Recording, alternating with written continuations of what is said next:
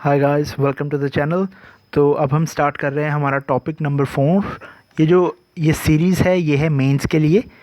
Mains के लिए मैं एक सीरीज़ बना रहा हूँ जिसमें सारे जो इम्पोर्टेंट क्वेश्चंस हैं या इम्पोर्टेंट टॉपिक्स हैं वो मैं आपको यहीं पे तैयार करवा दूंगा, ताकि मेंस में आपका टाइम वेस्ट ना हो। आपको पता हो कि किस क्वेश्चन में क्या डाटा लिखना है या क्या वर्ड्स लिखने हैं, किस तरीके से लिखना है, एक प्रॉपर स्ट्रक्चर क्या होना चाहिए। ये पूरी की पूरी सीरीज़ है। इसमें लगभग 300 से 400 टॉपिक्स मैं करवाऊंगा आपको। मेंस के लिए स्पेसिफिक होगी, जिसमें से कम 80% आप पेपर देखेंगे तो यहीं से आता है, क्योंकि यूपीएससी के कुछ फेवरेट जोन्स हैं, कुछ फेवरेट टॉपिक्स हैं जहाँ से वो क्वेश्चन डालते ही डालते हैं। तो आपको इसको अच्छे तरीके से तैयार करना है। इसीलिए मैं आपको बोलता हूँ कि जब भी आप इस वीडियो को देख रहे हैं तो साथ के साथ आप नोट्स बनाते चलिए। नोट्स बहुत ज़्यादा इंपॉर्टेंट है, ताकि रिवीजन के टाइम पे आपके पास ये जो नोट्स होंगे इसको रिवाइज़ कीजिए और डायरेक्टली पेपर में चाहिए। राइट, ओके गाइस, तो हम स्टार्ट कर रहे हैं हमारा टॉपिक नंबर 4, जो कि है कोऑपरेटिव फेडरलिज्म। कल मैंने आपको करवाया था फेडरलिज्म में मैंने आपको बताया था कि जो पावर्स होती हैं वो जब यूनियन और स्टेट में डिवाइड होती हैं, उस सिस्टम को हम बोलते हैं फेडरलिज्म। राइट, दैट मीन्स कि पावर शेयरिंग, जब शेयरिंग होती है पावर की तो उसको बोला जाता है फेडरलिज्म। राइट, तो यहाँ पे हम बात कर रहे हैं कोऑपरेटिव फेडरलिज्म की। अभी यहाँ पे कोऑपरेटिव वर्ड ऐड हुआ है, दैट मीन्स कि हमें जो फेडरलिज्म है वो इस तरीके से होनी चाहिए कि कॉपरेशन आए। राइट, बेसिक फंडा क्या है इसका, देखिए कोऑपरेटिव फेडरलिज्म का ये एक रिलेशनशिप है बिटवीन सेंटर और स्टेट। राइट, ये मैं यहाँ पे लिख रहा हूँ कि ये है क्या, ये बेसिकली एक रिलेशनशिप है किसमें, सेंटर और स्टेट में। सेंटर और स्टेट का जो रिलेशनशिप है हम उसको कोऑपरेटिव फेडरलिज्म बोलेंगे, क्योंकि ये कई तरीके का होता है। तो हम यहाँ पे कोऑपरेटिव फेडरलिज्म की बात करेंगे, क्योंकि आज के टाइम पे ये बहुत ज़्यादा न्यूज़ में है और ये फेवरेट टॉपिक है यूपीएससी का। राइट, तो यहाँ पे मैं आपको पहले पॉइंट में ये बताना चाहता हूँ कि हमें लिखना क्या है, इसमें क्या क्या चीज़ें मैंडेटरी हैं जो आपको लिखनी पड़ेंगी क्वेश्चन में, और क्या अप्रोच होनी चाहिए आपकी। तो हम चलते हैं अप्रोच की तरफ। फर्स्ट अप्रोच जो है मैंने आपको बता दिया, इसमें आपको इंट्रोडक्शन लिखनी ही लिखनी है। ये आपको मैं हर क्वेश्चन के लिए देता हूँ और अच्छे तरीके से इसको आप नोट कीजिए। राइट, इंट्रोडक्शन में क्या लिखना है वो मैं आपको आगे बताऊँगा। सबसे पहले इंट्रोडक्शन दीजिए कि जो कोऑपरेटिव फेडरलिज्म है वो है क्या, बेसिक उसका फंडा क्या है। देन आपको बॉडी लिखनी है। बॉडी में मैं आपको बताऊँगा कि क्या चीज़ें आपको लिखनी है।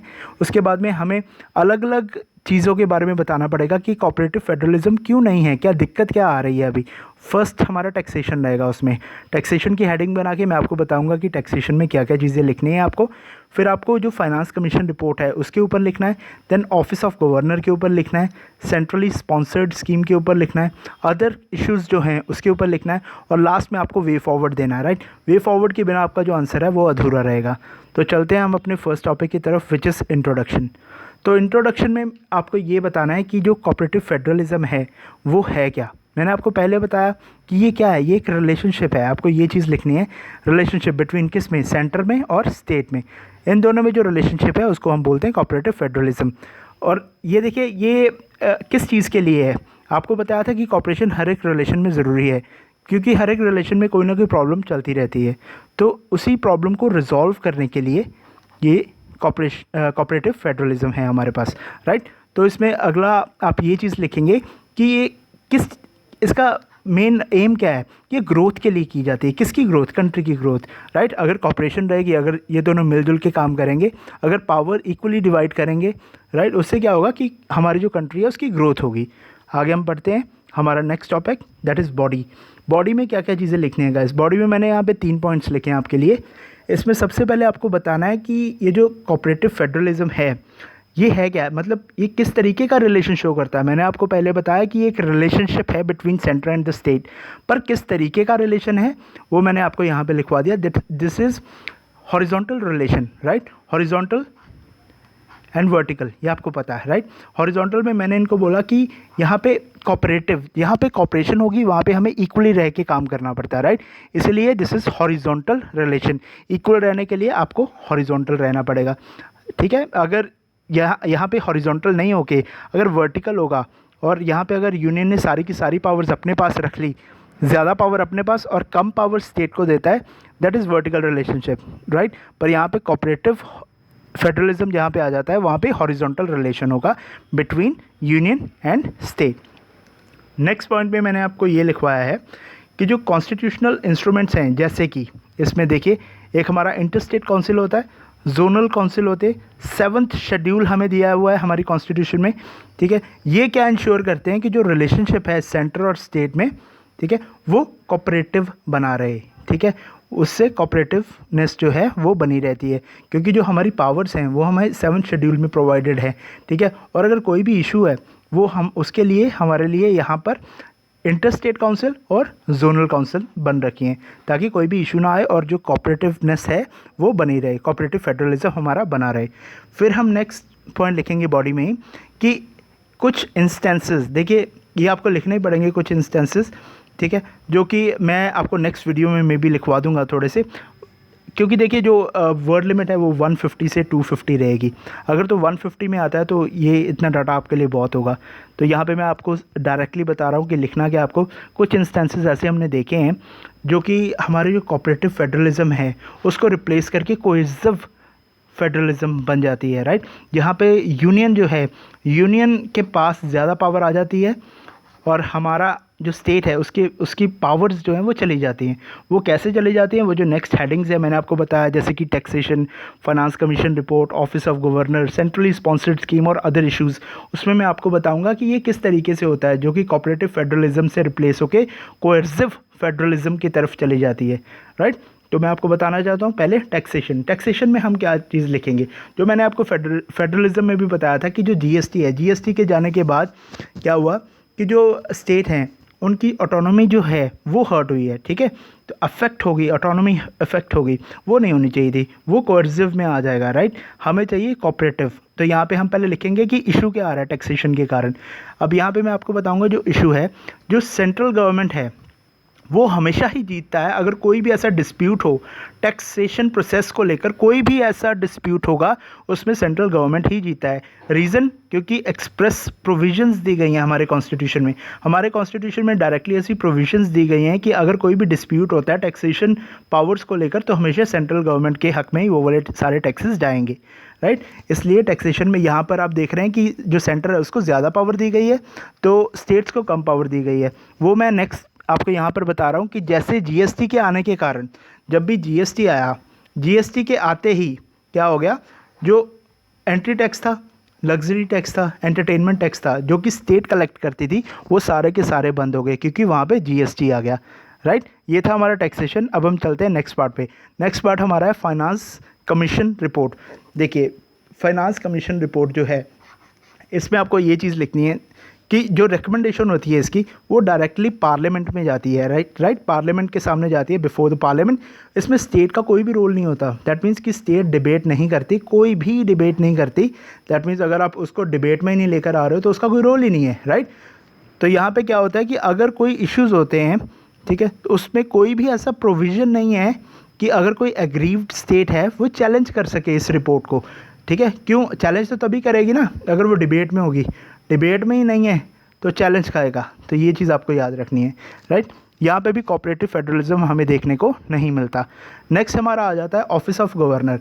अब देखिए ऑफिस ऑफ गवर्नर के ऊपर काफ़ी सारे एलिगेशन लगते हैं कि ये एजेंट है सेंटर का, ये स्टेट के लिए नहीं है, ये स्टेट पे सिर्फ निगरानी रखने के लिए है, ठीक है। तो इसी बात को हमें 2 पॉइंट्स में लिखना है इस तरीके से कि जो ऑफिस ऑफ गवर्नर है, ठीक, ये जो सेंटर है, सेंटर उसको यूज़ करता है विम एंड फेंसिस की तरह, राइट। जब भी उसको अगर कुछ ऐसा, देखिए इसमें मैं आपको ज़्यादा तब पढ़ाऊँगा जब मैं आपको गवर्नर करवाऊँगा। अभी मैं आपको इतना ही बोलना चाहता हूँ कि जो गवर्नर है वो यूनियन गवर्नमेंट का है, राइट। यूनियन गवर्नमेंट उसको जो है वो यूज़ करती है स्टेट्स में, ठीक। वो जो ऑफिस है गवर्नर का वो Vim and fancies of the union government के अकॉर्डिंग ही काम करता है, राइट। वो कैसे काम करता है वो जब मैं आपको गवर्नर पढ़ाऊँगा तब मैं आपको अच्छे से बता दूंगा, राइट। अभी नेक्स्ट आपको ये चीज़ है जो अपॉइंटमेंट है, वो मैंने आपको पहले बता दिया अपॉइंट इनको कौन करते हैं, ठीक है। तो अगर अपॉइंट प्रेसिडेंट कर रहे हैं इनको, ठीक है। अभी देखिए प्रेसिडेंट कर रहे हैं, मैंने आपको बोला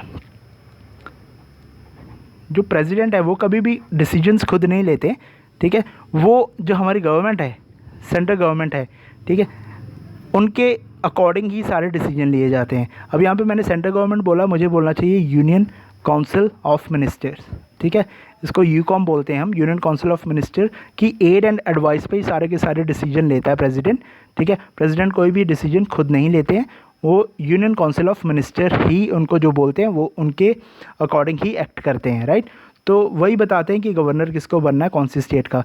तो यहाँ पे आप देख रहे हैं कि अल्टीमेटली जो गवर्नमेंट का ही रोल है ना बेसिकली, तो ठीक है, गवर्नमेंट ही बता रही है प्रेसिडेंट को, प्रेसिडेंट उनको अपॉइंट कर रहे हैं। तो यहाँ पे यही है कि स्टेट का तो कोई भी रोल नहीं है, स्टेट का कोई भी रोल नहीं है, कोई नो सही an appointment of the governor. अगर कोई अपॉइंटमेंट करने लगे हो आप स्टेट के लिए, एक स्टेट का आप अगर हेड कोई नियुक्त करने लगे हो, तो उसमें आपको कम से कम पूछ ही लेना चाहिए स्टेट को, ठीक है, पर ये नहीं पूछते हैं, राइट।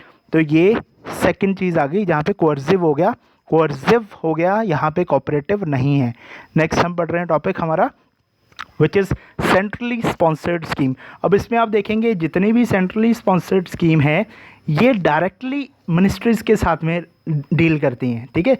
अगर मिनिस्ट्रीज़ के साथ में आप डील कर रहे हो डायरेक्टली तो आपने स्टेट को तो काट ही दिया ना, स्टेट तो है ही नहीं बीच में, राइट। तो यहाँ पे कोऑपरेटिव किस चीज़ का हुआ, तो कुछ सेंट्रली स्पॉन्सर्ड जो स्कीम होती है ये आपको पता है कि ये स्टेट्स में लगती हैं, ठीक है ना। वहाँ पे जिस स्टेट में लगती है उनसे तो आप डील ही नहीं कर रही है, तो डायरेक्टली आप मिनिस्ट्री से डील कर रहे हो, तो वहाँ पे स्टेट को आपने पीछे छोड़ दिया। नेक्स्ट इसमें हम ये लिखेंगे, जो देखिए जब कोई spirit of discussion and dialogue is absent which is essential part of cooperative federalism, right. यहाँ पे कोई डिस्कशन नहीं की जाती है, कोई डायलॉग नहीं किया जाता between state and centre, right. State और सेंटर में कोई भी डायलॉग या डिस्कशन एब्सेंट होती है जब भी वो सेंट्रली स्पॉन्सर्ड स्कीम जो है उसका इम्प्लीमेंटेशन होता है। तो ये भी एक ड्रॉबैक है, यहाँ पे भी कोर्सिव होगा, ये तो कोऑपरेटिव नहीं रहा। फिर उसके बाद में कुछ अदर इश्यूज़ हैं, जैसे कि पैरामिलिट्री फोर्सेस हैं, जो पैरामिलिट्री फोर्सेस हैं हमारी कंट्री की, उनको भी डिप्लॉय कर दिया जाता है कुछ स्टेट में विदाउट देयर कंसेंट, उनकी कंसेंट नहीं ली जाती। जैसे अभी BSF का जो दायरा है वो बढ़ा दिया गया, राइट। तो यहाँ पे काफ़ी सारे इश्यूज़ क्रिएट हुए हैं, कुछ स्टेट्स ने बोला है कि हाँ उनका जो कोऑपरेटिव फेडरलिज्म नहीं यूज़ हो रहा है, यहाँ पे कोर्सिव यूज़ हो रही है, राइट। तो ये आपको पता होगा। देन उसके बाद में सेकंड पॉइंट इसमें मैंने ये लिखा है कि इंक्वायरीज अगेंस्ट चीफ मिनिस्टर्स होती हैं कभी कभी, क्यों होती हैं, to settle the personal equations. ये बहुत इंपॉर्टेंट है गाइस, ठीक है। तो ये आपको अदर इश्यूज़ में लिखना है। इसके बाद में ये सारे के सारे इश्यूज़ तो हमने कवर कर लिए, तो अब आपको वे फॉरवर्ड भी देना है। अब वे फॉरवर्ड देखिए उसमें क्या क्या है। पहली तो ये है कि greater devolution of power of states होनी चाहिए, 2 स्टेट्स होनी चाहिए। हमारी जो सरकारिया एंड पंची कमीशन थी, ठीक है, उन्होंने एक बात बोली थी कि जो यूनियन है उनके पास सिर्फ वही वाली पावर होनी चाहिए जो कि स्टेट हैंडल नहीं कर सकती, और कोई पावर नहीं होनी चाहिए, जैसे कि फॉरेन पॉलिसी हो गया, कम्युनिकेशन हो गया, एक्सेट्रा, ठीक है। दैट मीन्स कि जो नेशनल इम्पोर्टेंस रखने वाली जो भी पॉलिसीज़ हैं वो सभी काम इनके पास होने चाहिए, यूनियन के पास। अदर काम जो कि स्टेट खुद हैंडल कर सकती हैं वो तो उन्हीं के पास रहनी चाहिए। दैट मीन्स कि greater devolution of power is must. ये हमें कहाँ से पता लगा, सरकारी एंड पंची कमीशन से।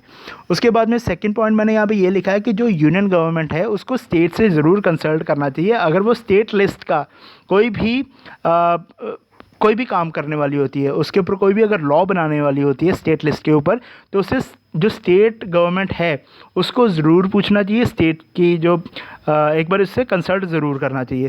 थर्ड पॉइंट हम यहाँ पे ये लिख रहे हैं कि improved and efficient use of zonal and inter state council होने चाहिए।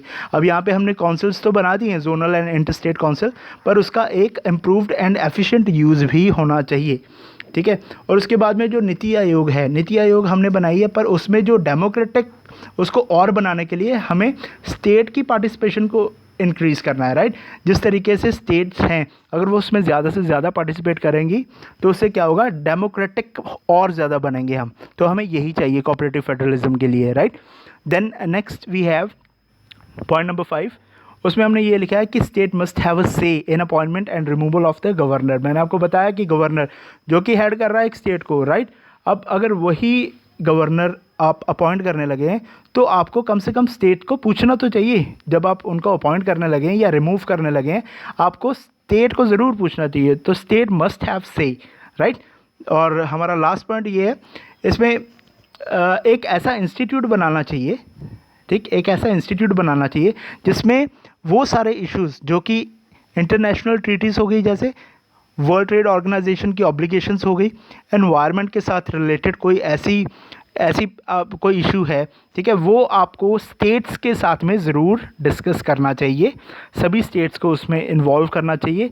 आप कोऑपरेटिव फेडरलिज्म दिखाइए, कोअर्सिव फेडरलिज्म मत दिखाइए, राइट। ये हमारे सारे पॉइंट्स थे जो हमें वे फॉरवर्ड में देने थे। तो गाइज़ आई होप कि आपको वीडियोस अच्छी लग रही हैं और आप सीख रहे हैं इन वीडियोस से। तो प्लीज़ अगर आपको ये वीडियोज़ अच्छी लग रही हैं तो आप इसको लाइक, शेयर और सब्सक्राइब भी कीजिए, राइट। और ये मेरे को सीरियसली यही चीज़ है जो मेरे को मोटिवेशन देती है। मैं देख रहा हूँ कि आप लोग वीडियोज़ देख रहे हैं पर उस पर लाइक्स नहीं आ रहे हैं, व्यूज़ भी कम हैं। प्लीज़ उसको सब्सक्राइब भी कीजिए अगर आपको अच्छा लग रहा है, राइट। और इस चैनल के साथ जुड़े रहिए, आपको बहुत कुछ सीखने को मिलेगा और ये सब कुछ फ्री ऑफ कॉस्ट रहेगा। ये कभी भी मैं इसका 1 रुपया भी आपसे चार्ज नहीं करूँगा। And all the very best guys, take care and I'll see you tomorrow.